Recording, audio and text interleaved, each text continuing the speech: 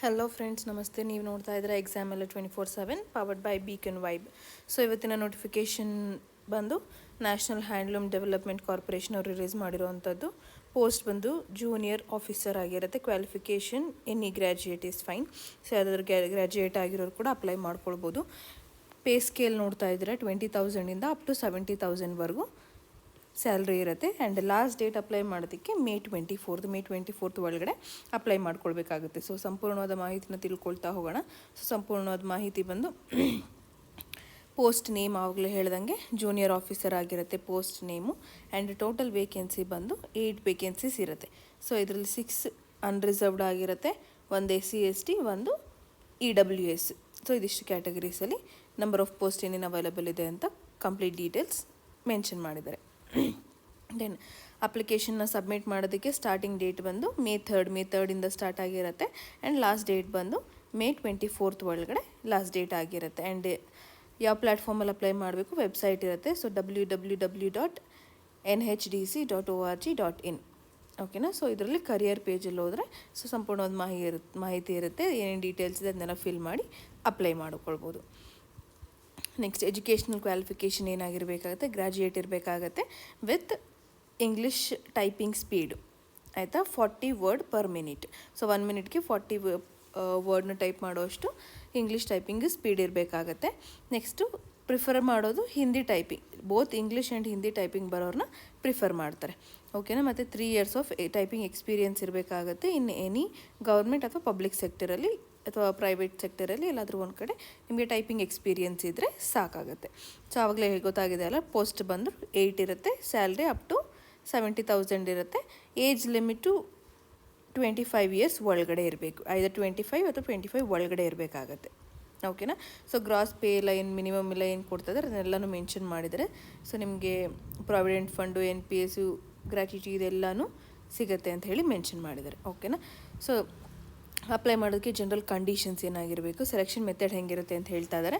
So selection method ಬಂದು typing test ಮತ್ತು group discussion ಇರುತ್ತೆ. ಸೊ ಇದರಲ್ಲಿ ಇದು 2 ಟೆಸ್ಟ್ನ ಕ್ಲಿಯರ್ ಮಾಡಿದ್ಮೇಲೆ ನೆಕ್ಸ್ಟ್ ಲೆವೆಲ್ಗೆ ಹೋಗೋ ಥರ ಇರುತ್ತೆ. ಓಕೆ. ಇನ್ ಕೇಸ್ ಸೆಲೆಕ್ಟ್ ಆದಮೇಲೆ ಏನಾಗಬೇಕಾಗತ್ತೆ, 1 year ಪ್ರೊಬೇಷನ್ ಪೀರಿಯಡಲ್ಲಿ ಇರ್ತೀರಾ. ಓಕೆನಾ. ಸೊ 1 year ಪ್ರೊಬೇಷನ್ ಪೀರಿಯಡಲ್ಲಿ ಇರ್ತೀರಾ. ಆ್ಯಂಡ್ ನೀವು ಇಂಡಿಯನ್ ನ್ಯಾಷನಲ್ಸ್ ಆಗಿದ್ರೆ ಮಾತ್ರ ಅಪ್ಲೈ ಮಾಡೋದಕ್ಕಾಗೋದು. ಸೊ ಅಪ್ಲೈ ಮಾಡಿ ನಿಮಗೆ ಸೆಲೆಕ್ಟ್ ಆದಮೇಲೆ 1 year ಪ್ರೊಬೇಷನಲ್ಲಿ ಇರ್ತೀರಾ. Then appointment will be made on minimum of pay scale. So ಅಲ್ಲಿ ನಿಮಗೆ ಅವಾಗಲೇ ಹೇಳ್ದೆ ನಾನು 20,000ಇಂದ 70,000ವರೆಗೂ ಇರುತ್ತೆ ಅಂತ.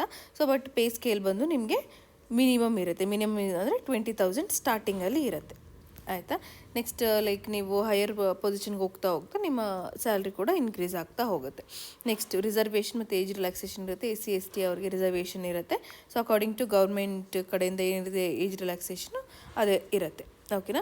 ಸೊ SC ST ಮತ್ತು OBC ಅಥವಾ ಏನೇನು ರಿಸರ್ವ್ಡ್ ಕ್ಯಾಂಡಿಡೇಟ್ಸ್ ಇರ್ತಾರೆ ಅವರು ಅದಕ್ಕೆ ತಕ್ಕಾದಂತಹ ಸರ್ಟಿಫಿಕೇಟ್ಸ್ನ ಪ್ರೊವೈಡ್ ಮಾಡಬೇಕಾಗುತ್ತೆ. ಇವಾಗ SC ST ಅವ್ರದ್ದು OBC certificate, SC ST caste certificate ಇದೆಲ್ಲನೂ ಅವಶ್ಯಕತೆ ಇರುತ್ತೆ. ಮತ್ತು health condition good health condition ಇರಬೇಕು. ಆ್ಯಂಡ್ ಫಿಟ್ನೆಸ್ ಸರ್ಟಿಫಿಕೇಟನ್ನ ತೊಗೊಳ್ಬೇಕಾಗತ್ತೆ from government registered medical practitioner. ಓಕೆನಾ. ನೆಕ್ಸ್ಟ್ ಅಪ್ಲಿಕೇಶನ್ ಫೀಸ್ ಬಂದು 500 rupees ಇರುತ್ತೆ. ಆ್ಯಂಡ್ ಅಪ್ಲಿಕೇಶನ್ ಫೀಸ್ನ ಪೇ ಮಾಡೋದಕ್ಕೂ ಡೇಟು ಇದೇ ಡೇಟಲ್ಲೇ ಶುರು ಆಗೋದು. ಲೈಕ್ ಮೇ 3 ಮೇ 24th ಒಳಗಡೆ ಆ ಟೈಮಲ್ಲಿ ಮಾತ್ರ ಪೇಮೆಂಟ್ ಮಾಡೋದಕ್ಕಾಗೋದು. ಸೊ ಅದು ಬಿಟ್ಟು ಬೇರೆ ಯಾವ ಟೈಮಲ್ಲಿ ಪೇಮೆಂಟ್ ಕೂಡ ಮಾಡಲಿಕ್ಕೆ ಆಗೋದು ಇಲ್ಲ. ಓಕೆನಾ. ಸೊ SC ST OBC PWDಗೆ ಯಾವುದೇ ರೀತಿಯಾದಂಥ ಫೀಸು ಇರೋದಿಲ್ಲ, ಆಯಿತಾ.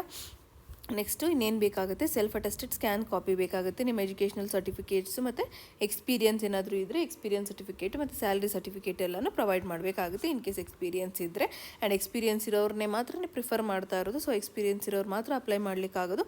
ಸೊ ದಯವಿಟ್ಟು ಎಕ್ಸ್ಪೀರಿಯನ್ಸ್ ಇರೋರು ನಿಮ್ಮ ಸ್ಯಾಲ್ರಿ ಸರ್ಟಿಫಿಕೇಟು, ಎಕ್ಸ್ಪೀರಿಯನ್ಸ್ ಸರ್ಟಿಫಿಕೇಟು, ಅದ್ರ ಜೊತೆಗೆ ನಿಮ್ಮ ಎಜುಕೇಷನಲ್ ಕ್ವಾಲಿಫಿಕೇಷನ್ ಏನಿರುತ್ತೆ ಸೊ ಅದ್ರದ್ದು self attested copy, scanned copy ನಿಮ್ಮ ಹತ್ರ ಇರಬೇಕಾಗತ್ತೆ. ಓಕೆನಾ. Right to shortlist can based on the nature of post irrelevant. ಓಕೆನಾ. ಸೊ ನೆಕ್ಸ್ಟು ನಿಮ್ಮ ಟೈಪಿಂಗ್ ಸ್ಪೀಡ್ ಮತ್ತು ನಿಮ್ಮ ಗ್ರೂಪ್ ಡಿಸ್ಕಷನ್ ಮೇಲೇ ಮೆರಿಟ್ ಲಿಸ್ಟು ರಿಲೀಸ್ ಮಾಡೋದು. ಸೊ ಅದರಲ್ಲಿ ನೀವು ಕ್ವಾಲಿಫೈ ಆದರೆ ಮಾತ್ರ ನೆಕ್ಸ್ಟ್ ರೌಂಡ್ಗೆ ನೀವು ಸೆಲೆಕ್ಟ್ ಆಗೋದು.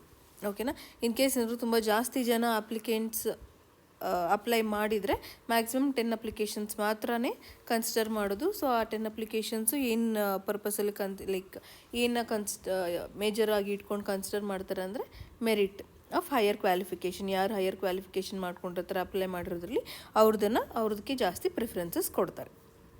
ಓಕೆನಾ. ಫಸ್ಟ್ ಡಿಗ್ರಿಗೆ ಪ್ರಿಫರೆನ್ಸ್ ಇರುತ್ತೆ, ಅದ್ರ ನೆಕ್ಸ್ಟ್ ಡಿಪ್ಲೊಮಾ ಇರುತ್ತೆ. ಓಕೆನಾ. Next cancelled. ಓಕೆನಾ. ಸೊ ನಿಮ್ಮ ಕಂಪ್ಲೀಟಾಗಿ ಏನೇನು ಡೀಟೇಲ್ಸ್ ಅಥವಾ ಕಂಡೀಷನ್ಸ್ ಅಪ್ಲೈ ಆಗಿರುತ್ತೆ ಅದನ್ನು ಫಿಲ್ ಮಾಡಲಿಲ್ಲ ಅಂತ ಹೇಳಿದ್ರೆ ನಿಮ್ಮ ಅಪ್ಲಿಕೇಶನ್ನ ಕ್ಯಾನ್ಸಲ್ ಮಾಡೋ ಸಾಧ್ಯತೆ ಕೂಡ ಇರುತ್ತೆ.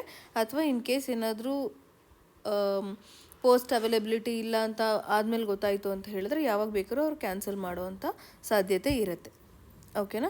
ಸೊ ಶಾರ್ಟ್ ಲಿಸ್ಟ್ ಆಗಿರೋಂಥ ಕ್ಯಾಂಡಿಡೇಟ್ಸ್ನ ಇಂಟರ್ವ್ಯೂ ಕರೀತಾರೆ in the process through mail I D itself. ನಿಮ್ಮ ಮೇಲ್ ಐ ಡಿಗೆ ಬರುತ್ತೆ ಇನ್ ಕೇಸ್ ಏನಾದರೂ ನೀವು ಶಾರ್ಟ್ ಲಿಸ್ಟ್ ಆಗಿದ್ದರೆ. ಸೊ ನೆಕ್ಸ್ಟು ಯಾರ್ಯಾರು ಶಾರ್ಟ್ ಲಿಸ್ಟ್ ಆಗಿರ್ತಾರೆ ಅವರು ವೆರಿಫಿಕೇಷನ್ ಕರೀತಾರೆ. ಸೊ ಆವಾಗ ಒರಿಜಿನಲ್ಸ್ ತೊಗೊಂಡು ಹೋಗ್ಬೇಕಾಗತ್ತೆ. Along with 2 passport size photos ಇರಬೇಕಾಗತ್ತೆ. ಮತ್ತು ಎಕ್ಸ್ಪೀರಿಯನ್ಸ್ ಸರ್ಟಿಫಿಕೇಟ್ ಏನಿರುತ್ತೆ ಅದೆಲ್ಲನೂ ಇರಬೇಕಾಗತ್ತೆ. ಓಕೆನಾ. ಸೊ ಯಾರ್ಯಾರು ಸೆಲೆಕ್ಟ್ ಆಗಿರ್ತಾರೆ ಫರ್ದರ್ ಅವ್ರದ್ದನ್ನೆಲ್ಲನೂ ನೇಮ್ಸ್ ಎಲ್ಲ ಡಿಸ್ಪ್ಲೇ ಮಾಡಿರ್ತಾರೆ ವೆಬ್ಸೈಟಲ್ಲಿ. ಸೊ ಅದ್ರ ಮೂಲಕನೇ ತಿಳ್ಕೊಳ್ಳಿಕ್ಕಾಗೋದು. ಯಾವುದೇ ರೀತಿಯಾದ ವರ್ಬಲ್ ಕಮ್ಯುನಿಕೇಷನ್ ಯಾವುದೂ ಅವೈಲೇಬಲ್ ಇರೋದಿಲ್ಲ. ಓಕೆನಾ. ಸೊ ಎಲ್ಲ ಕ್ಯಾಂಡಿಡೇಟ್ಸು ಒಬ್ಬರು ಕ್ಯಾಂಡಿಡೇಟ್ ಒಂದೇ ಪೋಸ್ಟಿಗೆ ಅಪ್ಲೈ ಮಾಡೋದಕ್ಕಾಗೋದು. ಸೊ ಅದಕ್ಕೆ ಒಂದಕ್ಕಿಂತ ಜಾಸ್ತಿ ಪೋಸ್ಟ್ಗೆ ಅಪ್ಲೈ ಮಾಡೋಂಥ ಅವಕಾಶ ಇರೋದಿಲ್ಲ. ಆಯಿತಾ. ಸೊ ಏಜ್ ರಿಲ್ಯಾಕ್ಸೇಷನ್ ಬಂದು ಏಪ್ರಿಲ್ 15th 2025ಗೆ ಕನ್ಸಿಡರ್ ಮಾಡೋದು. ಓಕೆನಾ. ಏಪ್ರಿಲ್ 15, 2025 ಒಳಗಡೆ ನಿಮ್ಮ ಏಜ್ 25 ಒಳಗಡೆ ಇರಬೇಕು. ಓಕೆನಾ. ಸೊ ಅಪ್ಲೈ ಮಾಡೋದು ಹೇಗೆ ಅಂತ ಆವಾಗಲೇ ನೋಡಿದ್ವಿ. ವೆಬ್ಸೈಟ್ ಇದೆ www.nhdc.org.in. ಆಯಿತಾ. ಅಪ್ಲಿಕೇಶನ್ ಸ್ಟಾರ್ಟ್ ಆಗೋದು May 3rd ಆ್ಯಂಡ್ ಎಂಡ್ ಆಗೋದು May 24th. ಸೊ ಇಷ್ಟು ಒಳಗಡೆ ಅಪ್ಲಿಕೇಶನ್ನ ಸಬ್ಮಿಟ್ ಮಾಡಿದ್ರೆ ಒಳ್ಳೆಯದು. ಇನ್ನು ಅಪ್ಲಿಕೇಶನಲ್ಲಿ ಇನ್ನೇನೇನು ಕಂಪ್ಲೀಟ್ ಡೀಟೇಲ್ಸ್ ಇರಬೇಕು, ನಿಮ್ಮ phone number, mail I D ಇದೆಲ್ಲನೂ ಪ್ರಾಪರಾಗಿ ಮೆನ್ಷನ್ ಮಾಡಿರಬೇಕು. ಮತ್ತು ಎಲ್ಲಾದರೂ ಸ್ಕ್ಯಾನ್ಡ್ ಕಾಪಿ ಇರಬೇಕು. ನಿಮ್ಮ ಫೋಟೋ ಆಗಿರ್ಬೋದು, ನಿಮ್ಮ ಎಕ್ಸ್ಪೀರಿಯನ್ಸ್ ಸರ್ಟಿಫಿಕೇಟ್ಸ್ ಎಲ್ಲ ಏನೇನಿರುತ್ತೆ ಅದೆಲ್ಲನೂ ಸ್ಕ್ಯಾನ್ಡ್ ಕಾಪಿ ಆಗಿರಬೇಕಾಗತ್ತೆ ವಿತ್ ಅಪ್ ಟು 2 MB ಇರಬೇಕಾಗತ್ತೆ. ಸೊ ಅವಾಗಲೇ ನೋಡ್ದಂಗೆ opening date for submitting online application 3rd May ಆಗಿರುತ್ತೆ and last date 24th May ಆಗಿರುತ್ತೆ. ಓಕೆನಾ. So last date for hard copy documents, hard copy ಏನಿರುತ್ತೆ ಅದನ್ನೆಲ್ಲ ನೀವು 3rd June ಒಳಗಡೆ ಹಾರ್ಡ್ ಕಾಪಿನ ಸಬ್ಮಿಟ್ ಮಾಡಬೇಕಾಗತ್ತೆ. For any technical queries online career@nhdc.org.in ಅಂತ ಕೊಟ್ಟಿದ್ದಾರೆ. ಅದಕ್ಕೆ ನೀವು ಮೇಲ್ ಮಾಡ್ಬೋದು. ಇಲ್ಲ ಅಂತ ಹೇಳಿದ್ರೆ ಫೋನ್ ನಂಬರ್ ಕೂಡ ಕೊಟ್ಟಿದ್ದಾರೆ. ಸೊ ಫೋನ್ ನಂಬರ್ ಕೂಡ ಕಾಂಟ್ಯಾಕ್ಟ್ ಮಾಡ್ಬೋದು within 9:30 AM to 6 PM. So ಮಾಹಿತಿ ಸಂಪೂರ್ಣವಾಗಿ ಅರ್ಥ ಆಗಿದೆ, ಇಷ್ಟ ಆಗಿದೆ ಅಂತ ಹೇಳಿ ಭಾವಿಸ್ತೀನಿ. ಏನಾದರೂ ಡೌಟ್ ಇದ್ದರೆ ಕಮೆಂಟ್ ಸೆಕ್ಷನಲ್ಲಿ ತಿಳಿಸ್ಕೊಡಿ. ಕಾಲವೂ ನಮ್ಮದೇ, ಕೆಲಸವೂ ನಮ್ಮದೇ. ಧನ್ಯವಾದಗಳು.